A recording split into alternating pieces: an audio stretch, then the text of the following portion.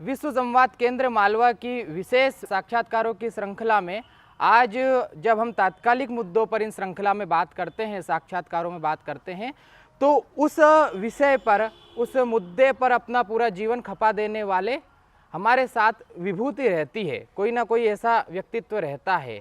देश में prime time पर शाम की टीवी चैनलों की बहस में अभी किसान हेडलाइंस में है, वह सबसे ऊपर आ रहा है, क्योंकि वर्तमान सरकार ने किसानों से आधारित 3 अधिनियम पारित हुए हैं और उन 3 अधिनियमों की वास्तविकता क्या है और उनके विषय में उस संगठन ने क्या किया है, इस पर हमारे साथ बात करने के लिए हैं विश्व के किसानों के सबसे बड़े संगठन भारतीय किसान संघ के मध्य प्रदेश और छत्तीसगढ़ यानी मध्य क्षेत्र के संगठन मंत्री श्री महेश जी चौधरी। आपका बहुत बहुत स्वागत है। धन्यवाद, नमस्कार।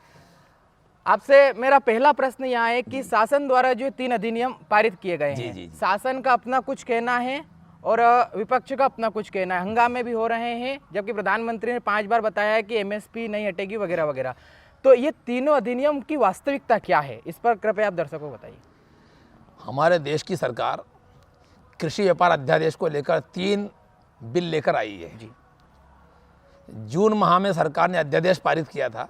जी। अभी अक्टूबर महीने में सरकार ने वो अध्यादेश संसद में बिल पेश किया और संसद ने उसको पास किया है। जी।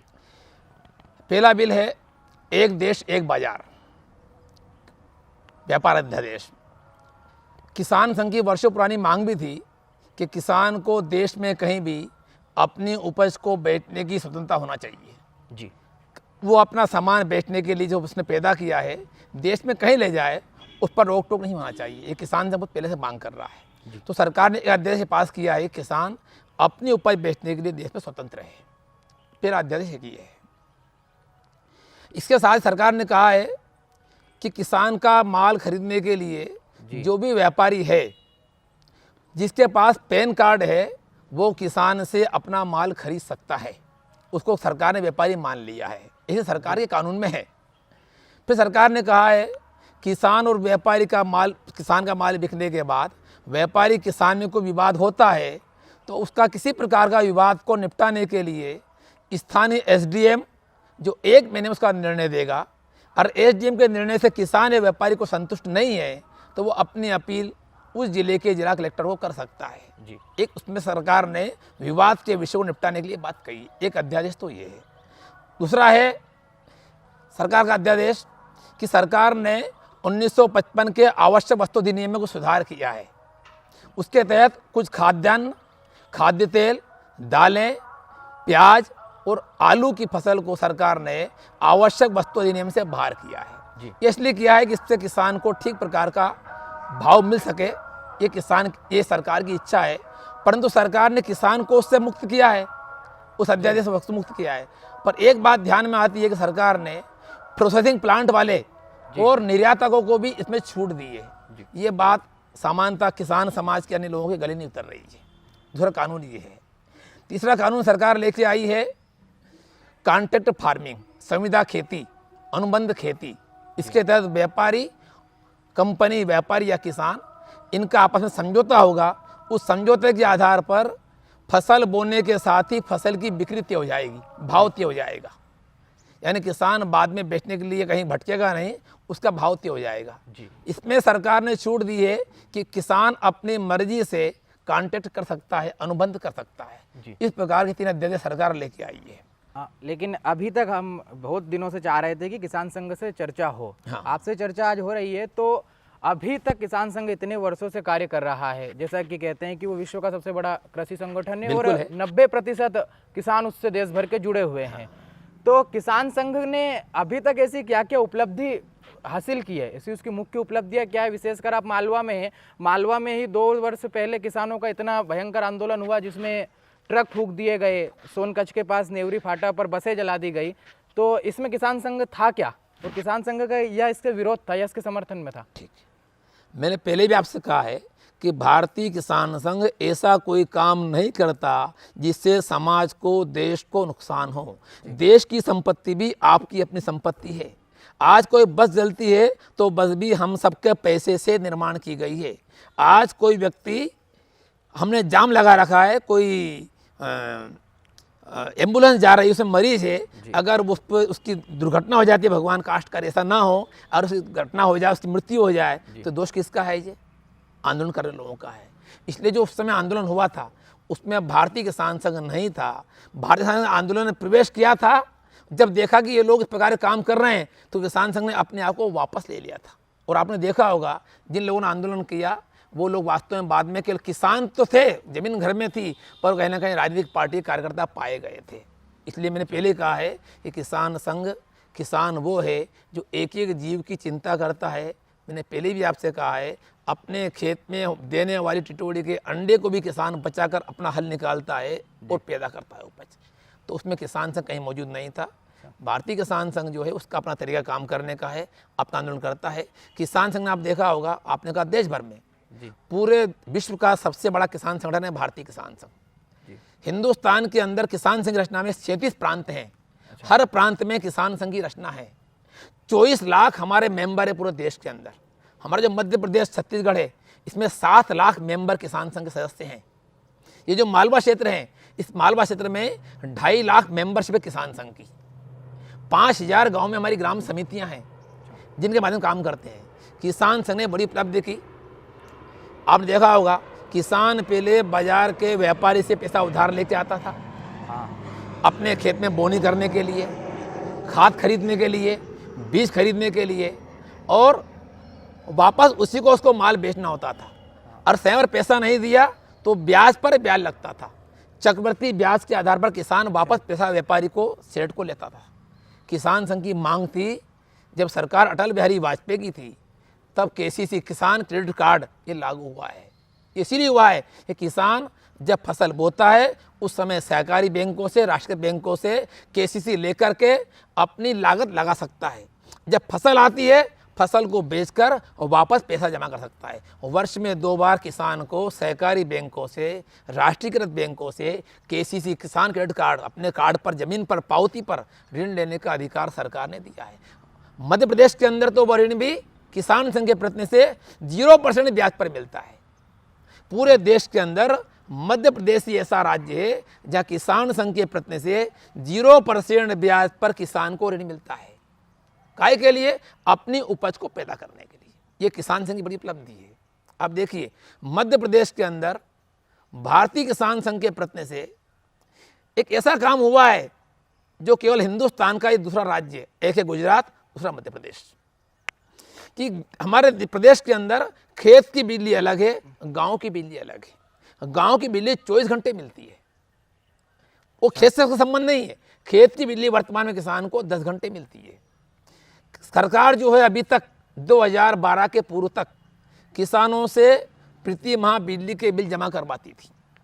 भारतीय किसान संघ सरकार से कहा कि बाजार का व्यापारी किसान को उधार देता है, आपकी बैंक किसान को उधार देती है, आपकी सोसाइटी किसान को उधार देती है और 6 माह में हिसाब करती है। कब करती है हिसाब? जब किसान के पास फसल आती है। और अगर आपका बिजली विभाग हर महीने बिल किसान से लेगा, किसान भर नहीं पाएगा। क्यों? उसके पास हर महीने अर्निंग नहीं है, कोई आवक नहीं है, कोई आय नहीं है। इसलिए आप किसान से अगर 6 माह में बिल लेंगे, उसका दर भी न्यूनतम होगा, तो किसान आसानी से बिजली का बिल जमा कर पाएगा।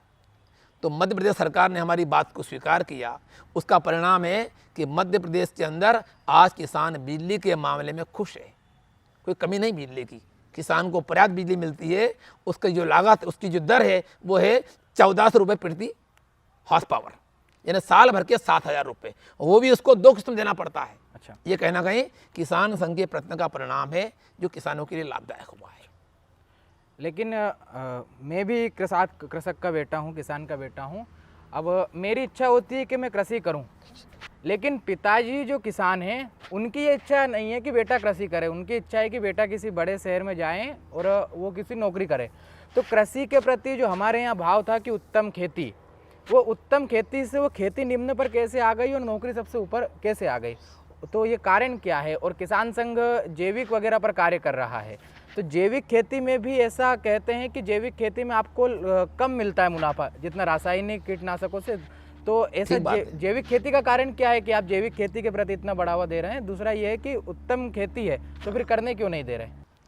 जैविक कृषि ये वास्तव में जो हमारा प्राचीन जो कृषि थी, जी जिस प्रकार के खाद्यान्न को खा कर के हमारा शरीर हष्ट पुष्ट बनता था, जी कि हमारे देश का किसान तो हजारों साल से जैविक कृषि करता आया था। हाँ ये सरकार के लोगों ने ही विदेशी आकर्षण में आकर के हरित क्रांति के नाम पर हाँ कुछ उपज तो बढ़ाई, उपज बढ़ने का लाभ तो हुआ, परंतु उपज बढ़ाने में हमने जो खेत में जहर डाला, जो खाद डाली, उसका परिणाम ये हुआ कि हिंदुस्तान की जो धरती थी, हमारा मालवा जो हम बैठे हैं आज यहाँ पर, वहाँ के बारे में कहते थे मालव माटी गहन गंभीर, डगडग रोटी पग पग नीर, इस प्रकार का मालवा था जी। तो आज कहते हैं यहाँ की भूमि भी इस रासायनिक खाद को डाल डाल करके, पेस्टिसाइड को डाल डाल करके जिस प्रकार की भूमि थी वह भी नष्ट प्राय होने चली है।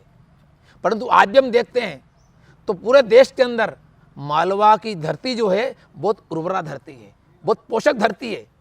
आज भी एक बार हम यहाँ से दिल्ली का आंदोलन में जा रहे थे, हाँ। हम जब मथुरा से निकले तो मथुरा के रेलवे स्टेशन पर जो वेंडर ठेले वाले हैं वो आवाज़ लगा रहे थे, वो बोल रहे थे मालवा का प्याज, मालवा का प्याज, यानी मालवा का प्याज भी पूरे हिंदुस्तान में यहाँ का प्याज मालवा के नाम से बिकता है। अच्छा मालवा के नाम से बम्बई में, अहमदाबाद में, दिल्ली में दलिया बिकता है यहाँ के गेहूँ का। अच्छा यानी आज भी मालवा की मिट्टी बहुत उर्वरा है, यहाँ होने वाली उपज बहुत पौष्टिक आहार है।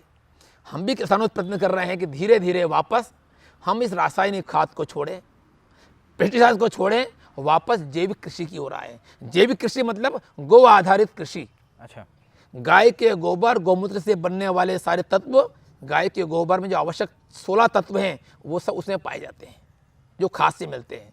इसलिए किसान संघ चाहता है कि वापस किसान जैविक कृषि पर आए, और अगर जैविक कृषि पर आता है तो उसका माल अपनी ब्रांड बनाकर उसकी प्रोसेसिंग करके किसान जब मार्केट में डालेगा तो उसको मुनाफे का सौदा हो जाएगा खेती। इसलिए किसान संघ ये प्रयत्न कर रहा है। किसान संघ ने किसानों से आह्वान किया है अभी कि कम से कम अभी ज़्यादा नहीं तो अपने परिवार में खाने लायक किसान जैविक खेती करें। किस किसान ऐसे भी हैं जिन्हें दिशा में कदम बढ़ाया, आगे बढ़े हैं। आप देख रहे हैं अपने इसी इंदौर शहर में बिचौली मर्दाना में एक जैविक हाट लगता है। अच्छा सप्ताह में 2 दिन, रविवार और बुधवार। अच्छा वहाँ जो किसान जैविक पैसा करते हैं वो सब अपना सामान लेकर बेचने के लिए आते हैं। अच्छा अपने इंदौर शहर के अच्छे पाश कॉलोनी के लोग जो पैसा नहीं देखते हैं, अच्छा खाद्यान्न देखते हैं, वो सब लोग सुबह सुबह 8 से 12 वहाँ लाइन लगती है माल खरीदने के लिए। अच्छा तो जैविक की मांग देश के अंदर बढ़ रही है। किसान अगर जैविक खेती करेगा तो बड़ा लाभ होगा। दूसरा, मालवा क्षेत्र जो है यहाँ पर काफ़ी मात्रा में औषधि खेती संभव है। औषधि खेती होना चाहिए, और औषधि खेती होगी तो मैं किसानों का आह्वान करता हूँ कि आप औषधि खेती की तरफ आगे बढ़ें।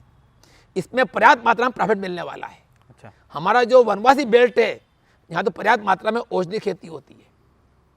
औषधि भी अनेक प्रकार के उद्यान है, पौधे हैं जिनसे औषधि प्राप्त होती है, परंतु उनके बेचने की व्यवस्था नहीं है। वहाँ के छोटे छोटे व्यापारी उनसे बहुत न्यूनतम दाम पर माल खरीद लेते हैं, जिसका वास्तव में बाजार मूल्य 70 रुपये है, वहाँ मात्र 10 रुपये माल खरीद लेते हैं उनसे। अच्छा सरकार भी ऐसे वनवासी किसानों का माल खरीदने के लिए, उनकी औषधि उपज खरीदने के लिए वहाँ गांव-गांव में भी समर्थन मूल्य पर उनकी खरीदी की व्यवस्था करना चाहिए सरकार को। तो हमारा वनवासी समाज भी है अधिक प्राप्त कर पाएगा अपनी मेहनत का। इसलिए किसान संघ चाहता है कि मालवा की जिस प्रकार की धरती है वैसी खेती यहाँ पर होना चाहिए, और मालवा का जो किसान है वो केवल उपज पैदा करे इतना काम नहीं करे, इससे आगे प्रोसेसिंग करे उसकी। अच्छा अगर ये करेगा तो वास्तव में खेती उसके लिए लाभ का धंधा हो जाएगी। इसलिए हम चाहते हैं कि मालवा के अंदर मालवा कृषि का हब बने। हमारे यहाँ निमाड़ क्षेत्र है, यहाँ बहुत बड़ी मंडी है मिर्ची की, ये मिर्ची का हब बनना चाहिए। निमाड़ क्षेत्र जो है देश का सबसे अधिक जैविक कपास ये निमाड़ में पैदा होता है। हमारा आगर जिला है, यहाँ नंबर 1 का संतरा पैदा, नागपुर से भी अच्छा संतरा आगर में पैदा होता है, पर क्या है कोई व्यवस्था नहीं है। अगर वहाँ पर कोई प्लांट डलता है, प्रोसेसिंग प्लांट डलता है, तो वहाँ के किसानों को अच्छा पैसा मिल सकता है। हमारा जो मंदसौर, नीमच, रतलाम क्षेत्र है, यहाँ पर खूब मात्रा में औषधि खेती होती है, पर उसको बेचने की व्यवस्था ठीक प्रकार की नहीं है। अगर इनमें सुधार होता है तो जैसा आपने कहा किसान खेती छोड़ रहा है, नए बच्चे खेती की ओर नहीं आ रहे हैं, पर एक दृश्य ये भी दिखता है कि अनेक सारे ऐसे लोग हैं जो विदेशों से नौकरी छोड़ करके आए हैं अच्छा और कहीं ना कहीं खेती में कदम रखा उन लोगों ने। अच्छा। हमारे खंडवा का स्थान है खालवा, हाँ उस खालवा में एक हमारे प्रांत की महिला संयोजिका है वैशाली मालविया जी। उन्होंने एमबीए किया है, विदेश में नौकरी करती थी वो। अच्छा। अपनी नौकरी छोड़ करके 12 एकड़ जमीन में खालवा गांव में जैविक खेती कर रही है। ओ माँ रेणुका के नाम से उनका खाद्यान्न पूरा देश भर में जाता है, तमिलनाडु में माल जाता है उनका। अपने प्रोसेसिंग करती, तैयार करती माल को, वो कच्ची घानी का तेल तैयार करती, वो बेचती है। तो ध्यान में आता है ऐसे पढ़े लिखे लोग भी आज कहीं ना कहीं खेती को आकर्षित तो हो रहे हैं, पर अगर सरकार ठीक प्रकार की व्यवस्था बना देती है उनकी मार्केटिंग के लिए तो एक बड़ा लाभ किसानों को होगा, ऐसा मेरा कहना है। मेरे पहले प्रश्न में जब मैंने तीनों अधिनियमों के बारे में जानना चाहा तो आपने ये बताया कि उसमें सुधार भी क्या होना चाहिए, है ना, कुछ कमी रह गई एमएसपी वगैरह पर, लेकिन किसान संघ की और क्या इच्छा है कि और ऐसे और कोई कानून आ सकते हैं क्या, और क्या किसान संघ की शासन से मांग है? पहली बात तो जो आपने कहा किसान संघ ने जो 3 अध्यादेश आए हैं, तो किसान संघ क्या चाहता है? तो किसान चाहता है कि एक तो 3 अध्यादेश, चौथा अध्यादेश और आए, कोई कानून बने वापस। अच्छा। कि किसानों को न्यूनतम समर्थन मूल्य की गारंटी हो उसके अंदर। अच्छा। इससे कम में उसका माल कहीं बिके नहीं। अगर कोई व्यापारी उससे कहीं माल खरीदता है तो उस पर कार्रवाई होना चाहिए। किसान का माल जो है न्यूनतम समर्थन मूल्य से कम में बाजार में नहीं बिकना चाहिए। एक हमारी मांग चौथे कानून लाने की ये है। अच्छा। फिर हमारी मांग सरकार से है, आपने कहा है कि किसान के किसी प्रकार का विवाद हाँ। स्थानीय एसडीएम या कलेक्टर देखेगा। अच्छा। हमारी मांग सरकार से है कि वर्तमान जो एसडीएम है वो जिलाधीश महोदय हैं, उनके पास इतने सारे काम हैं कि उनको उन्हीं काम से फुर्सत नहीं मिलती है। अच्छा। ये नया काम कैसे देख पाएंगे वो? तो हम चाहते हैं किसान किसी भी जिले का हो, उसने माल कहीं बेचा हो, किसान के स्वयं जिले में केस चले, वहीं उसका निपटारा हो। अच्छा। ये सरकार किसान संघ की मांग है। फिर आवश्यक वस्तु अधिनियम के तहत जो आपने छूट दी है जिन जिनसों को, जिन खाद्यान्नों को, उस पर छूट जो है प्रोसेसिंग करने वाले एवं निर्यातकों को नहीं होना चाहिए, और आपातकालीन व्यवस्था में एक सीमा से भाव नहीं बढ़ना चाहिए ताकि उपभोक्ता को भी ठीक प्रकार का माल मिल सके। हाँ। ये किसान संघ की मांग है। इस प्रकार का सुझाव सरकार को किसान संघ ने दिया है। ये चाहता है अगर सरकार बहुत जल्दी कानून लेके आती है मिनिमम सपोर्ट प्राइस की गारंटी का, तो जितना हल्ला देश में हो रहा है ये सब खत्म हो जाएगा। तो हमारे साथ थे श्री महेश जी भाई साहब, जिन्होंने हमको बताया कि ये जो तीनों अधिनियम है इनके बारे में जो विपक्ष द्वारा हंगामा किया जा रहा है या और अन्य किसी लोगों के द्वारा वो ट्रैक्टर जलाया जा रहा है वह भी गलत है, और शासन को भी इस पर मौखिक रूप से एमएसपी के बारे में नहीं कहना चाहिए, लिखित रूप से बताना चाहिए कि एमएसपी की बराबर गारंटी है। साथ ही किसान संघ की अपनी पूरी क्या योजना है, वह काम कैसे करता है, इस बारे में भी उन्होंने हमें बताया। आपका अमूल्य समय देने के लिए बहुत बहुत धन्यवाद। आपने बुलाया, धन्यवाद। धन्यवाद।